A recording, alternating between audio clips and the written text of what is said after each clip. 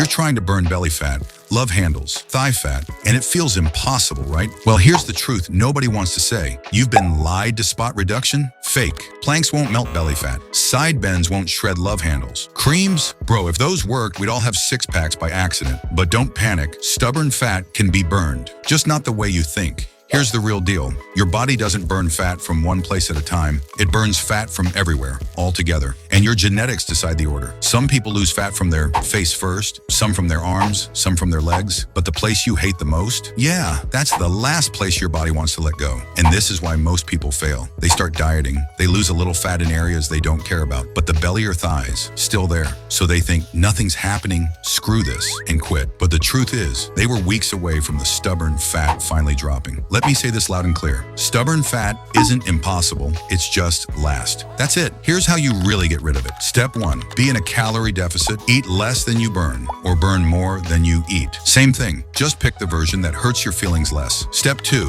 lift weights or do strength training. Not to target fat, but to build muscle so your body looks better as the fat drops. Belly fat? Train abs. Not to burn fat, but to build the shape underneath. Leg fat? Train legs so they look sculpted when the fat finally leaves. Face fat? Sorry. Chewing gum won't save you, just stick to the fat loss plan. The combo is simple. Calorie deficit plus strength training equals stubborn fat destruction every single time. It won't happen in 2 days, not in a week, but stick with it for long enough and your stubborn fat has no choice but to disappear. Most people quit right before they win. Don't be that person. And no, we still don't have a magic diet guide. Stay consistent. Your dream body is already loading. Just don't hit cancel.